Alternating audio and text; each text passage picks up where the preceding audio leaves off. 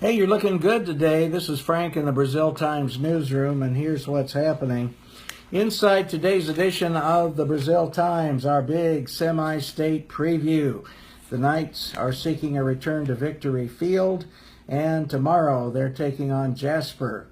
And that's got a storied history with it. We have articles in there by Carrie Fox to bring you up to date on what the Knights are facing as they get ready for their semi-state contest. Best wishes to our Northview Knights. You want to pick that up. It'll also be online in a little while at www.thebraziltimes.com. In other news, firefighters battled a blaze near Harmony yesterday. Shortly after noon, firefighters responded to a fully engulfed structure fire at 1878 East County Road 1100 North. That's north of Harmony.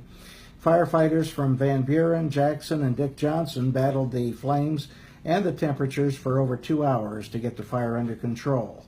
Care ambulance was on the scene to provide assistance if needed, while the Clay County Sheriff's Department handled traffic, and Duke Energy arrived to shut off power to the building located on the property. Van Buren Fire Chief Todd Herring reported there were no injuries during what has been ruled an accidental fire. The building was a total loss.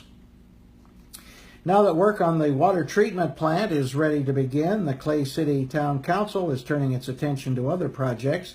At Tuesday's meeting, the council voted to hire Paul Vincent to write an asset management plan, the first step in applying for a state grant for street improvements. The state will pay 75% and Clay City will pay 25% if the money is granted.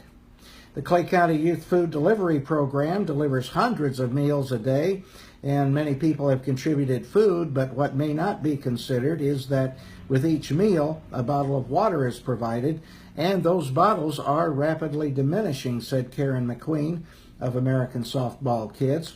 McQueen learned of the need from Kim White. Together they decided to have a competition among the Ask softball teams to provide bottles of water for the youth food program. From now until Thursday, the teams will donate bottled water for the food program. The team that provides the most bottles of water will receive a trip to Dairy Queen and have their photo published in the Brazil Times. That's so exciting. I'm thrilled, said Terry Barr, an organizer of the food program, when she learned of the competition. The program is now distributing 430 meals a day in the Brazil area and an additional 32 meals per day in Clay City, she said.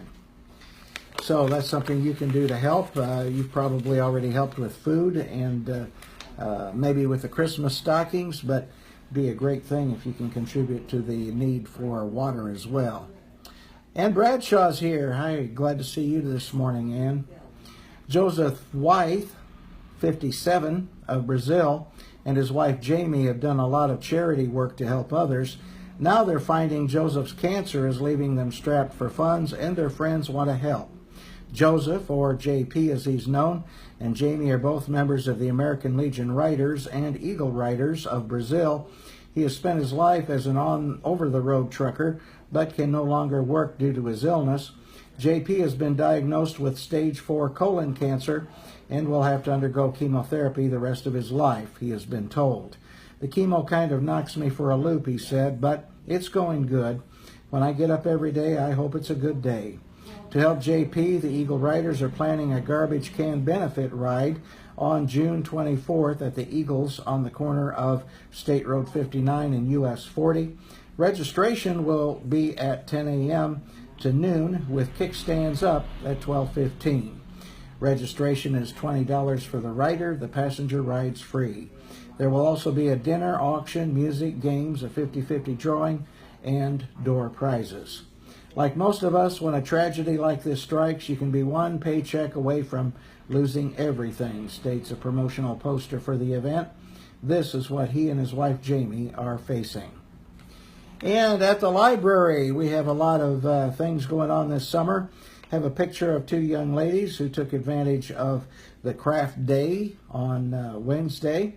Olivia Butler and Anastasia Stewart are pictured in the paper decorating green visors and that was during a craft time at the Brazil Public Library on Wednesday. So we have that going on. And let's see, also want to tell you this. City officials say a portion of Hendrick Street in Brazil will be closed for about a month to allow for sewer replacement. Beginning Monday, Hendrick Street will close from Walnut to Sherman Streets to allow for work. And in today's edition of the Brazil Times Online at thebraziltimes.com, we have a story and pictures from a new road that's being installed at Forest Park. This is a horseshoe type path, they're calling it, but really it's all about as wide as a road. And the carnival is going to set up around it when they come to town, and the carnival opens on the 27th. So you'll want to check that story out. We were very, very, very excited to see all the drainage project completed and that road in, and it's really going to make for the best. I'm going to predict it'll be the greatest 4th of July celebration we've ever had, okay? Okay. Tracy Childs is here. Hey, Tracy, glad to see you today. And let's see, inside the Brazil Times today,